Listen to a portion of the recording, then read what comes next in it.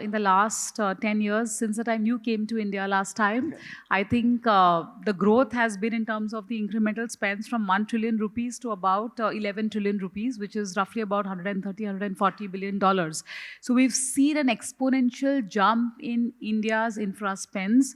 And you're actually seeing year on year in the budget also how the FinMin is actually focusing on incremental capex in infra. So I think that is one critical thing to note in terms of the landscape of the overall opportunity. This is like saying I came to India, and then there are quite a few states. Which state do you come in? You come to Maharashtra, then you come to Mumbai. So likewise, if you chisel down the infrastructure opportunity right from roadways to rails to airports to all of them. I mean, I'd leave the airport development job to my right hand side because every time you enter, you see an Adani on one side. And I joke.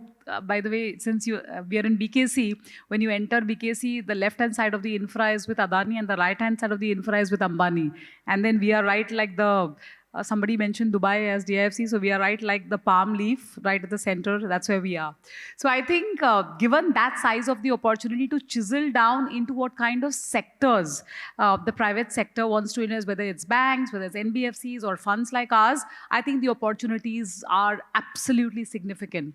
What is critical is what kind of returns, once you identify the sectors, or we want to do a toll road project, or we want to do a hydro sector project, or we want to do something in thermal, or something just in pure EPC construction kind of space, because all this is infra and related infra. To some extent, I would say within the construction space, cement sector also qualifies as allied infra. So I think chiseling down on those opportunities, I think we have a plethora of supply available in all of these segments, and depending on which cadre, like for example at our firm at Kotak Alternates, we run opportunities ranging from 14% on the lower end to north of 18 to 20%.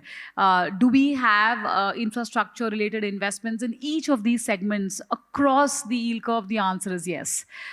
In my erstwhile stint with the AMC, when I was with the mutual fund business, did we have these kind of opportunities? Well, the answer is not so much, because there the fixation was more on a AAA, AA plus rated kind of assets. And within the infra space, if you want yield, and if you want a slightly longer tenor, which is typically what infrastructure projects want to raise money for, it's very difficult to find those kind of opportunities in the MF space.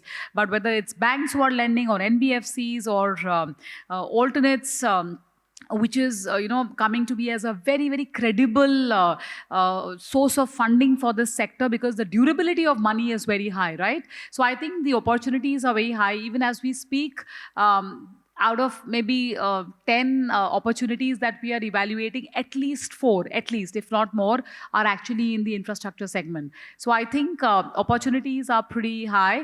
As Anupam rightly said, it's about how you are, the key or the devil lies in the details on how the execution will happen. Then, of course, there can be more to tango for us.